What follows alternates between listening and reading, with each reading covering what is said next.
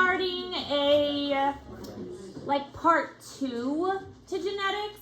You guys get the Punnett squares now and how to do genetic problems. This second part is more of how it applies to humans. Before it was kind of how it applies in general, and now we're switching over to this is just genetics and people. So shifting away from genetics and plants and peas and animals, and now we're just looking at genetics and people. Okay, so keep that in mind. We're just looking at this is humans. So any genetic disease or disorder that we talk about is fair game for the test. Okay, so there are lots of genetic diseases and disorders that are out there. But I'm only going to test you on the ones that we talk about in class, or you guys' next assignment is going to be a genetic presentation. So you're going to sign up for a presentation, and then we are going to present those to the class, and anyone that you present over will also be fair game for the test. Okay? Okay. So just kind of keep that in mind. Any disease we talk about, plus any of the ones that are presented in class, are fair game for the test.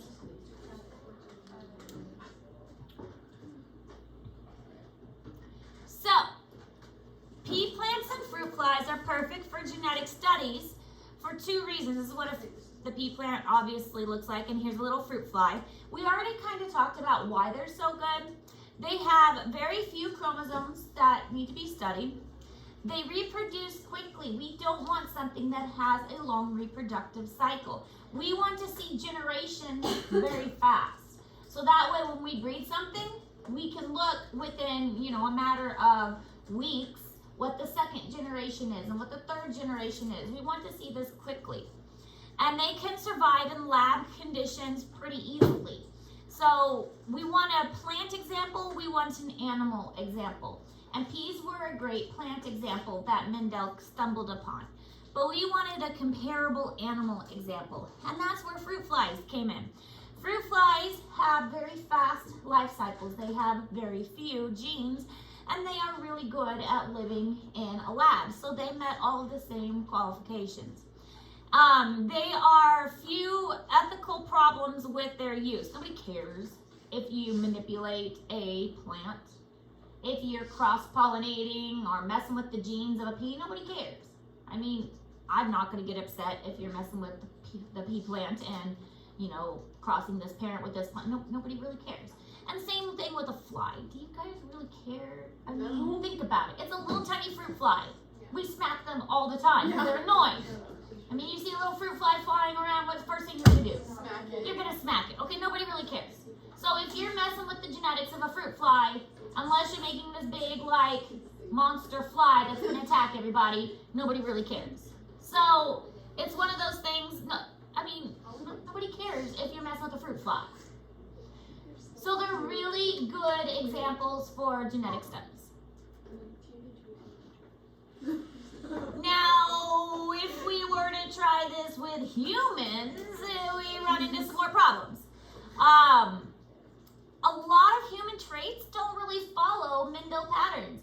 It's not like you can just say, hey, this is a strictly dominant or strictly recessive trait. When we did that lab earlier this week, like with the hitchhiker's thumbs and the widow's peak, those were a few of the traits that were dominant, recessive, but not many of the traits that we have are. I mean, that's why, we have blue eyes or brown eyes, but there's like hazel, there's like dark blue, and then there's light blue. There's a lot of variation. So there's not many human traits that are just dominant or recessive. We can't really ethically perform a test cross. Now, we talked about how my husband and I accidentally performed a test cross as far as blood typing goes, but you can't really do test crosses with humans. So a lot of these genetic traits are, we can't really do testing on humans very well. We live in a variety of conditions and places, so it's hard to control factors like you can in a lab. You can't really just tell somebody to go live in a lab for their entire life so that, hey, we're going to do a genetic test on you. You go live in this lab your whole life. so that we can perform this test. No, it doesn't work like that. We also select our own mates, so we can't control that aspect of it. Reproduce if and when we choose, so we can't control that either. And sampling errors due to small family sizes. We can't produce tons and tons and tons of offspring, and we're not made to have 19 children and counting. So so you get the idea that, yeah, we're most interested in humans because that's what we are and it's normal to be interested in us, but we can't really sample us and do genetic testing on us because it's just too difficult. So let's do testing on something that's easier and more ethical, and then let's take those rules and apply them to us, because a lot of those rules we can learn from an animal and then we can apply them to us instead. All right, so polygenetic traits.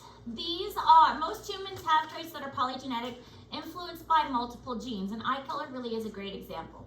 As we've mentioned many times, blue eyes are recessive, brown eyes are dominant, but there's so many variations, My dad had brown eyes, my mom has blue eyes. Me and my siblings, we have so many mixed up colors between all of us. I have green eyes, okay? My mom has recessive, my dad has dominant. How did I get green? Well, a combination of those two. But my sister has these like grayish, bluish eyes that have some, I don't know, hers are kind of strange. One of my brothers got brown eyes, so he got the dominant trait. Another of my siblings has blue eyes. We're all across the board. And then my children, if we talk about my children's eye color, my husband has hazel eyes. I have green eyes, so green is kind of a recessive too. All of my children ended up with brown eyes, and then I have one blue-eyed child that's recessive. So it's so weird that these polygenetic traits are showing up the way they do. So I have one recessive child, which, makes sense because that's a, 3 to 1. So 75% of my children are dominant and 25% of my children are recessive. So we'll do Punnett square.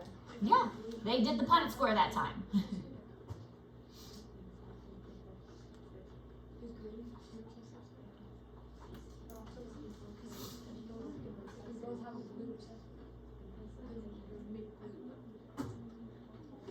Genetics is fun. I like it. I told you genetics was a fun topic. I could teach a whole semester on this stuff. I could listen to it for a whole semester. And in college, I did have a whole semester on this. Really? This was a whole semester class. Yeah. That'd be fun. Mhm. I like genetics. It's cool. I like being able to be like, you have what is it? Obsessive trait. He's like, what? When my mom was in the hospital, we were talking about blood types because she needed those blood transfusions. Oh, yeah. I actually was doing Punnett squares on a little whiteboard in a room for her. I was like, this is this and this is this. And she was like, Misty, I don't feel good. Why are you teaching me genetics? I'm like, fine. Can't you just let me teach you? Yeah, is that jaundice? Because that ain't normal.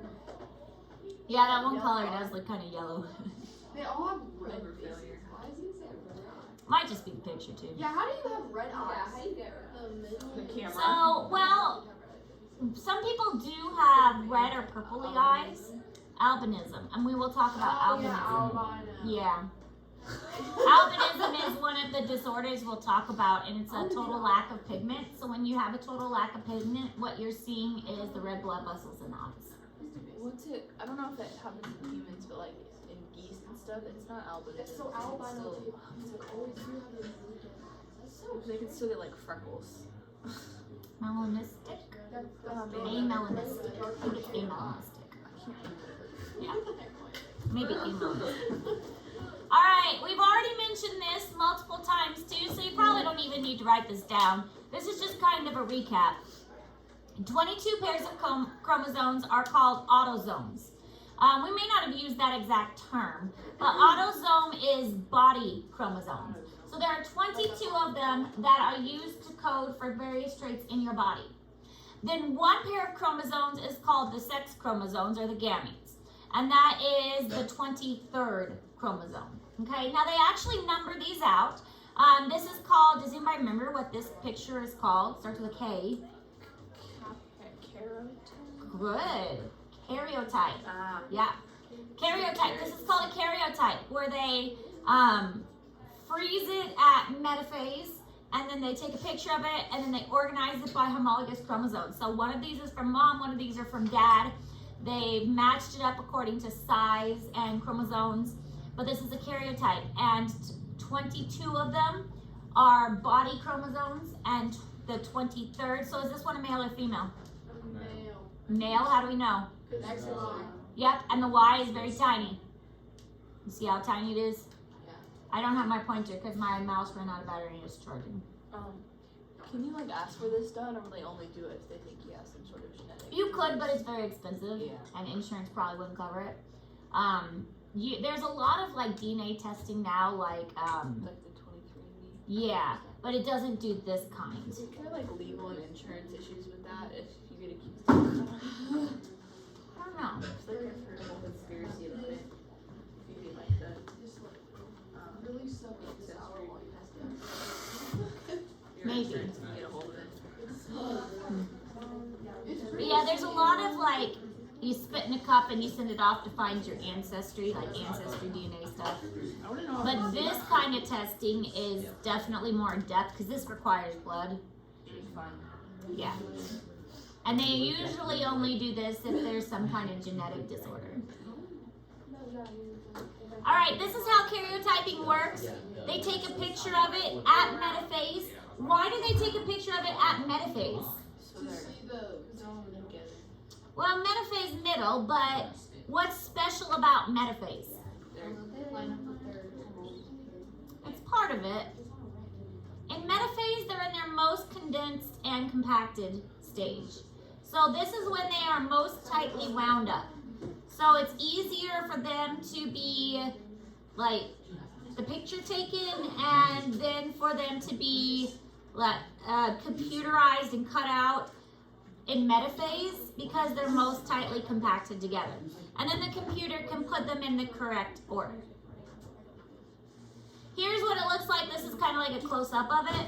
So they used to have to do this by hand, but thank goodness for computers now, that they would take a picture in metaphase and then organize it into nice, neat pictures. Obviously, this one is a boy or girl.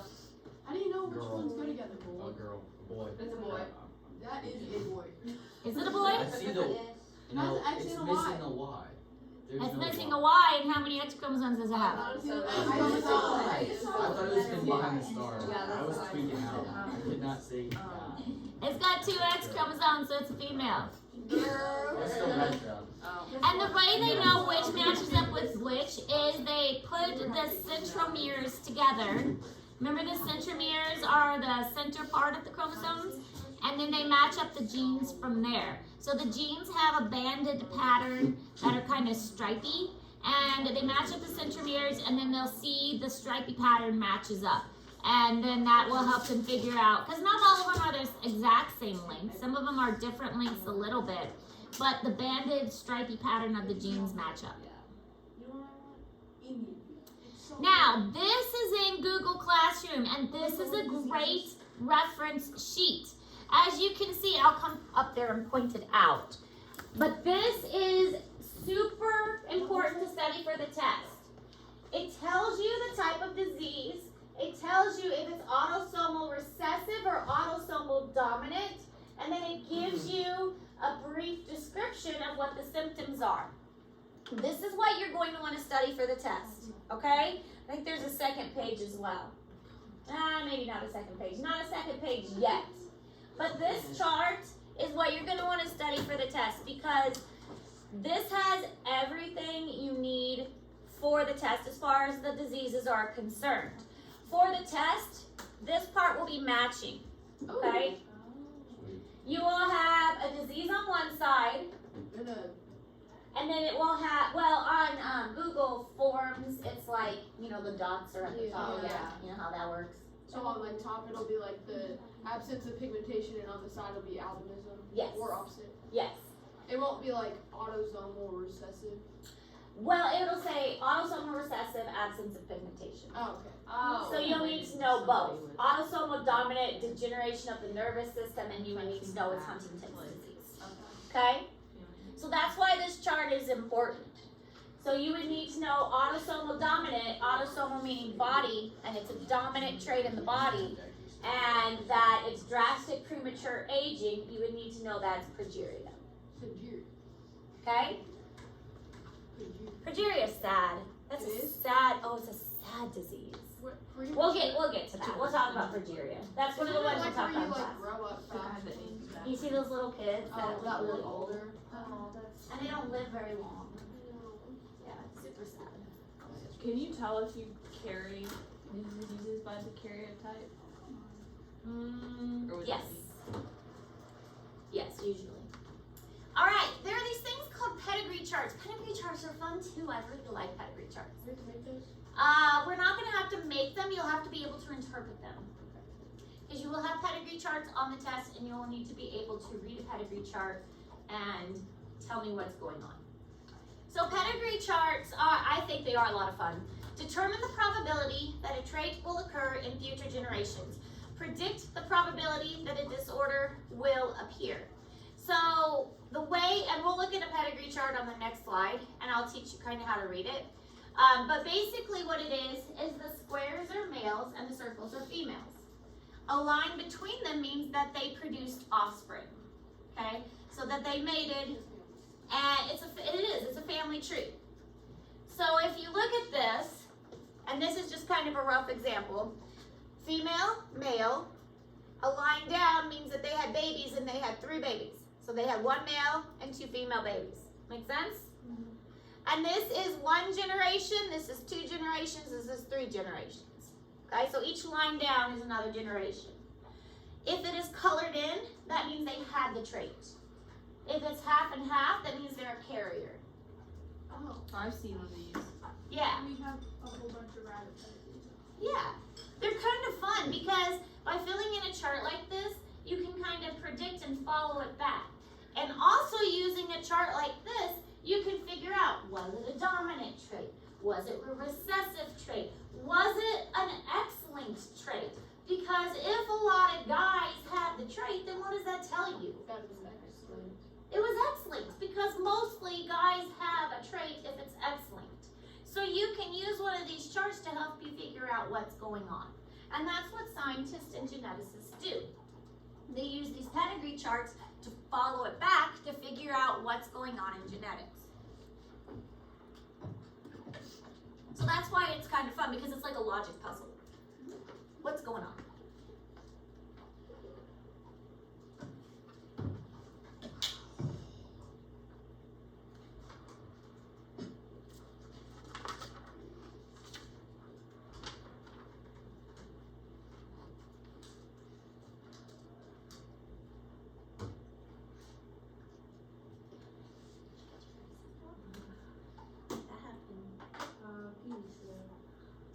I'm just not that observant.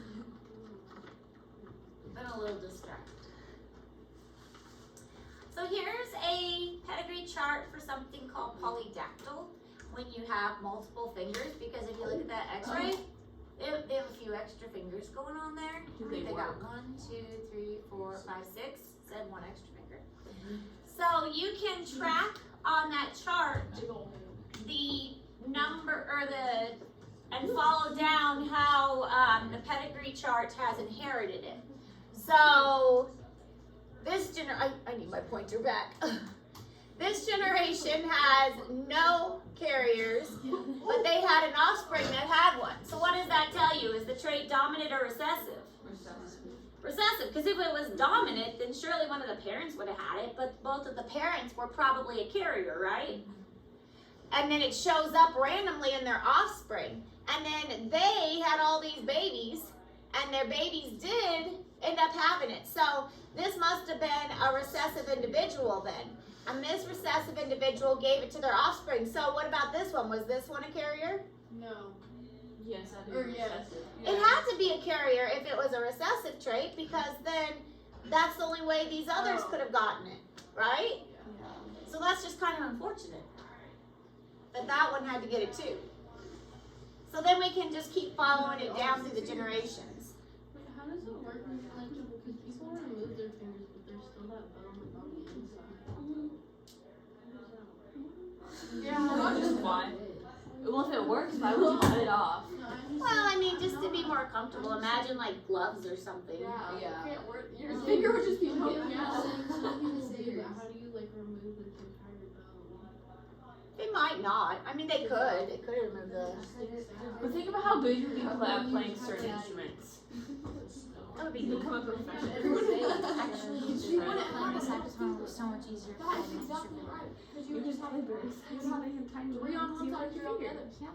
Yeah. So then, you know, sing Really, or you need right to leg be really or nice left about side. Alright, so autosomal traits.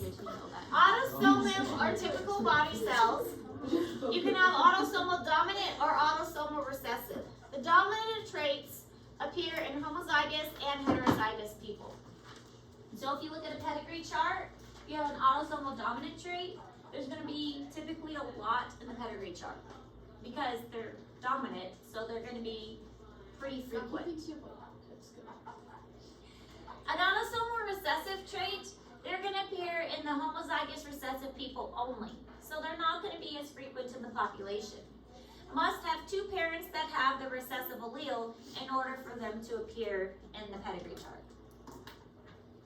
They can be carriers. They can have parents that are carriers, and they can be carriers themselves. So they can have be heterozygous and be a carrier for the trait. All those genetic problems I made you do are helping you out now, huh? See? There's a method to my madness.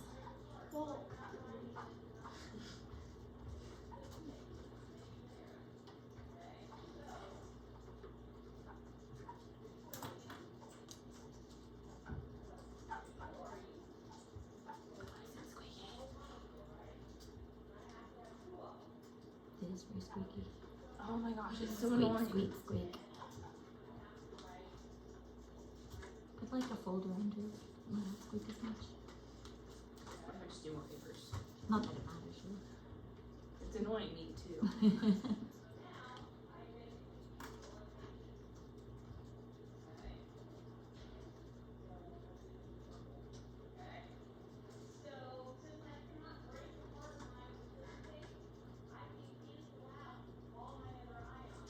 If I like laid down and teach, I may make myself a little better. I think.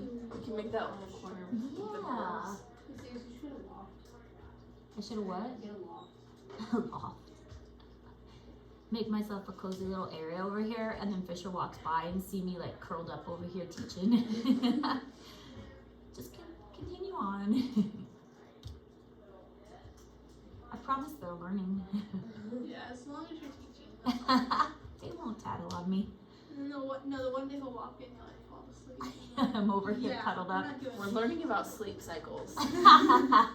You guys will cover for me. It's a lab. It's a lab about sleep cycles. Do we get to Do we get to participate in the lab? Yeah. We're all participating in a lab about sleep cycles. One person has to stay awake and take notes. Whoever has the lowest grade.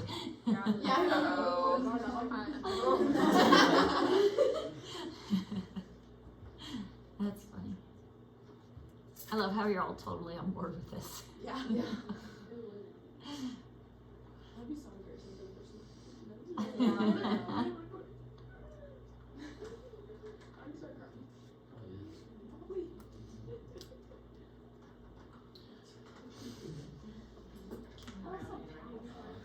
I keep getting highlighted all over my It matches your brain. It matches my outfit, actually. I don't know if it's this, but after time, after a band, my hands turn like a blue-green. I'm wondering. Okay, so the autosomal dominant trait appears in every generation because it's a dominant trait. So if we are, like we have on the board here, if it's a dominant trait, it's going to appear in every generation. So the reason that this third generation, the bottom one, doesn't have any traits is because it was two recessive ones that were mated and produced offspring. So they only have recessive traits to give. So all of their offspring are also recessive, so they don't have a dominant trait to pass on. Does that make sense?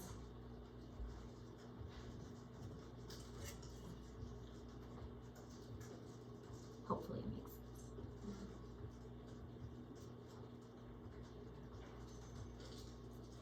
So there will be pedigree charts on the test. Be a picture like that, and you'll have to tell me autosomal dominant, autosomal recessive. What does a square represent? What does a circle represent? So I how, got a Just key told for us that. How do you have a key? There won't be a key. You have to know.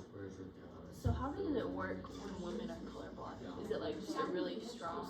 No, it would be both of the X traits are affected. Oh. So they would have it on both of the X's. It's just hard. Okay. So it's possible, but it's not as likely because they'd have to have it on both of their X's. Does that make sense? Yeah, I don't know why I had that. I could have thought about it for a second. Is there, That's all right. Yeah, on the chart, how do you know if it's recessive or dominant? you don't. That's why you have to look at the chart and figure it out. How would you be able to tell? Well, you have to think about it. It's like a logic puzzle. So there are more black than white Is it gonna be a dominant? most of the time. Okay. There is equal number of males and females, so it's not an X-linked. If it was an X-linked, there wouldn't be as many females, if at all. There'd be hardly any females. What if it's not X-linked, then it'd be a dominant? What? If it's not X-linked, then it'd be dominant? Well, with X-linked, there's not really a dominant or a recessive. It would just be X-linked or not X-linked. Because it'd be on the X chromosome or not on the X chromosome. And we'll have a couple that we practice on too. And you just have to, like, for instance, there's the white square and the white circle that produce all white offspring. But you look at their parents, and all of the parents have some combination of black. So they all have a combination of the black affected trait. Only way you can really get that is if they had a recessive trait available to them. So I'll come up there and point it out. I miss my pointers. The only way, these had to be homozygous dominant or heterozygous. What are these? Think of your Punnett squares.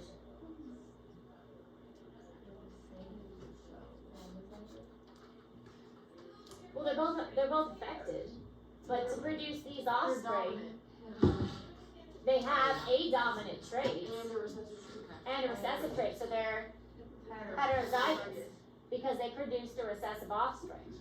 Okay, so this one is recessive, and this one had to be. Look what the offspring are. It also had to be heterozygous. So this one's heterozygous, and this one is homozygous recessive.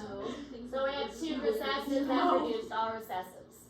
You see how we just did that whole chart? Yeah. Okay. You just gotta think it out. You gotta look at what you've got before, you gotta look at what you've got after. It's a logic puzzle. In the process, this ice cream. Okay. So this is just another way to think about it. Where we have an affected father, and in this case the purple is unaffected, and the blue means that they have the trait. So if we were to cross it this way, this is another way of looking at autosomal dominant. Blue has the trait, purple does not have the trait. But again, equal number of males and females. So if it's an equal number of males and females, then we automatically know it's not an X-linked trait.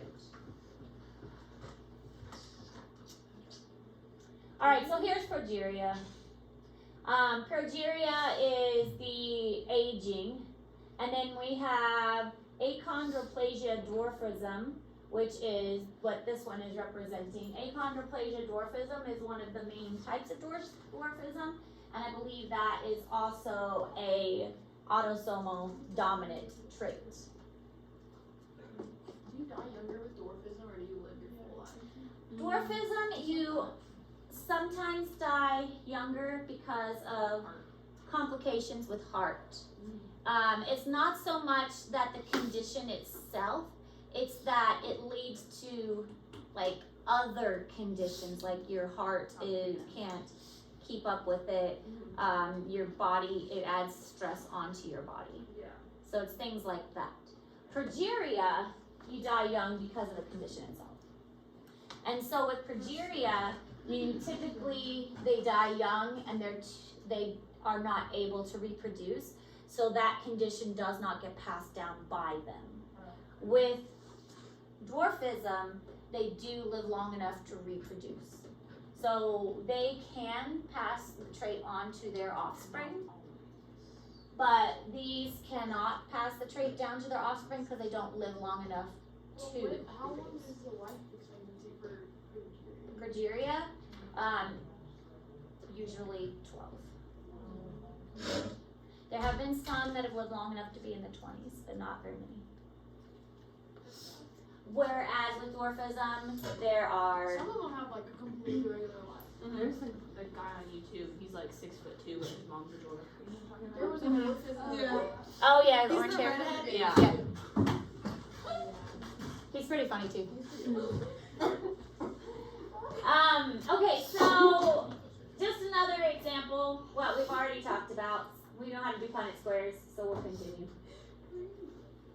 Okay, here are some examples of autosomal dominant traits. Because we're talking about all of these would be fair game for the test. But they're also in Google Classroom. Achondroplasia dwarfism, a hereditary dwarfism caused by mutations in genes for a growth factor. A lot of times these dwarfisms have normal torsos, so like their torso would be the same size as us, but their legs and their arms are shorter. So is that like the main target is people for the limb lengthening surgery? Not necessarily. A lot of times people with achondroplasia, they usually accept it because it's an autosomal dominant, they usually come from a family that has dwarfism. So they expect it. There's a show called Little People Big World. Has anybody seen that one? Yeah. In Little People Big World, the two parents were both little people. They had 4 children, and of the 4 children, only one of them was a little person. And what is interesting about that, the little person was a twin, and his twin was normal size. There was 1 little person twin and 1 normal size twin. So 3 normal size kids, one Share clothes. you could not share clothes because one was a little person twin and the other one was a normal size twin. But both parents were little size, and then 3 of the 4 kids were normal size. So.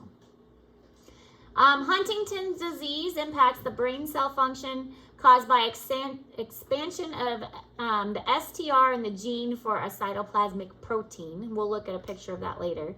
Hutchinson-Gilford progeria, and that's the one we just talked about. Accelerated aging caused by a mutation in a gene for laminin A. It causes aging of the skin, causes aging of the body overall. So it causes their heart to age, causes like their brain to age. It causes things like dementia too. Their body just shuts down. Imagine being 10 years old and being in the body of an 80-year-old. They look very cute, don't they? These are like childhood dementia. Childhood dementia. Are there other? Surely there's other things that cause that. Mm-hmm. Yeah, it's so sad. And they have these cute little high-pitched voices. I just want to hug them. But then I break their bones because they're very brittle. Yes.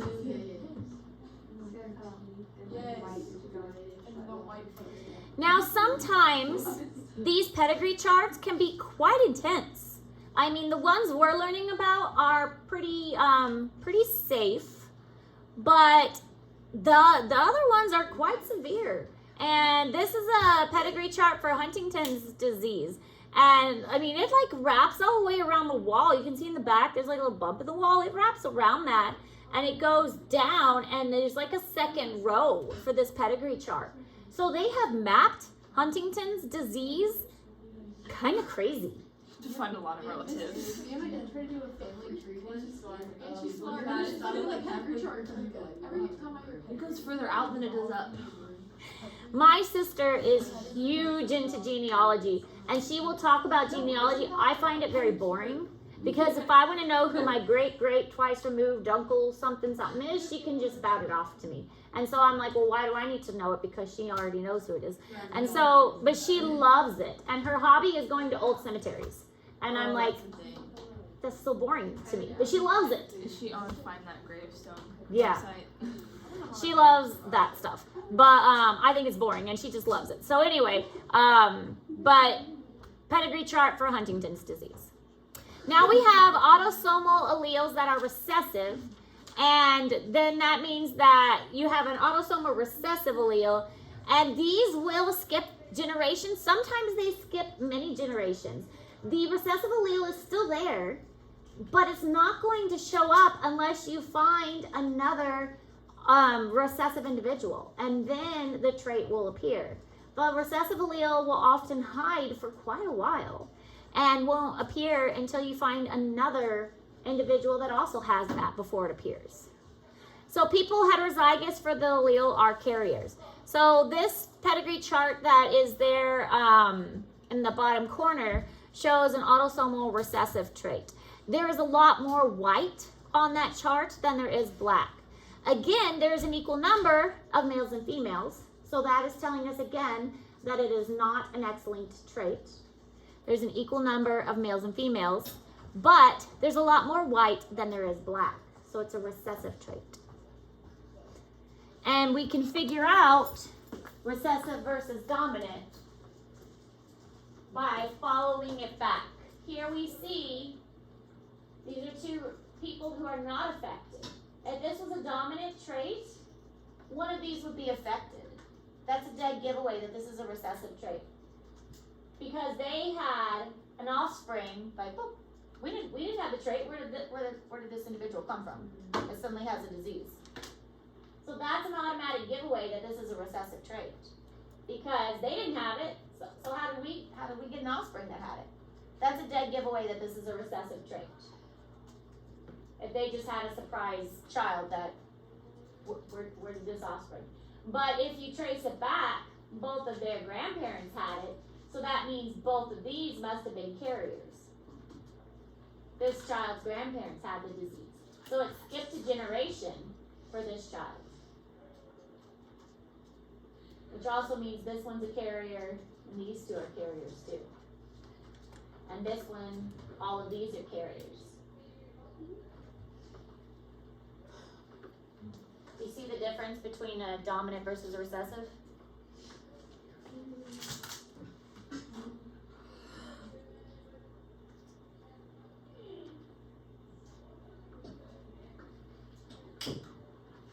Are we gonna start the project on Tuesday? I'll probably pass around the paper for you to at least sign up. And Today then or Tuesday? today. So you can sign up today. But then you can start the researching and stuff next week. But this way you at least know what you're going to present on.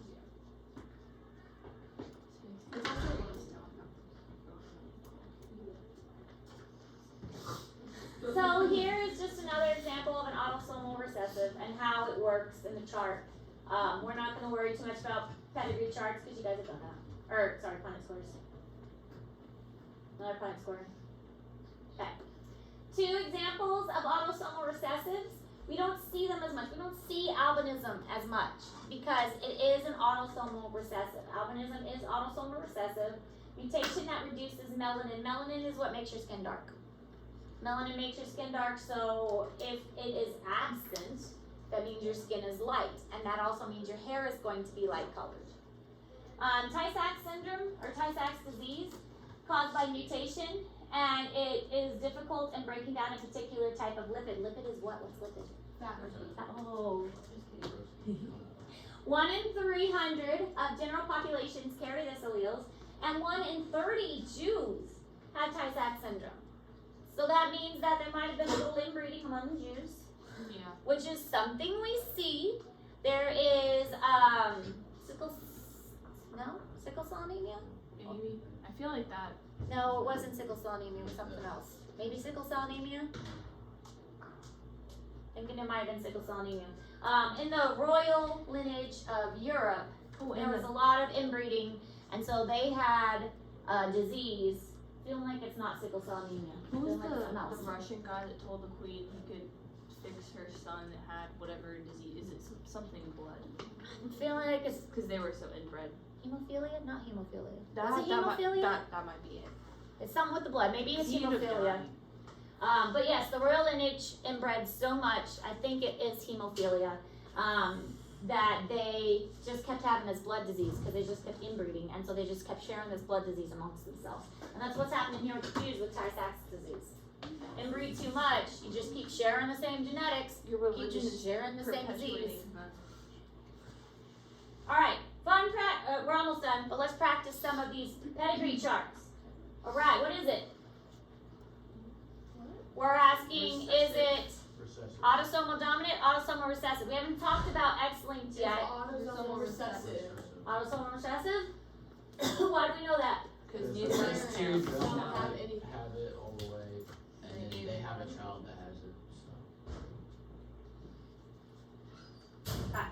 So it is autosomal recessive because we have two sets of parents that didn't have it, and then surprise, they have it. Their offspring do. So autosomal recessive. Excellent. Okay? What about this one? Look how many black ones there are. It's definitely Yeah. There's so many.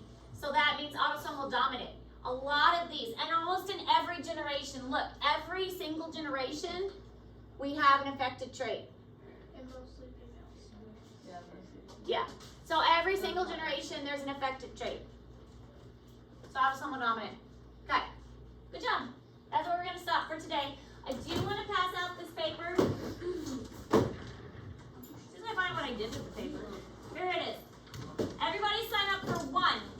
One disease or disorder. Are all those diseases that are gonna be on the test? Whatever you sign up for is going to be on the test.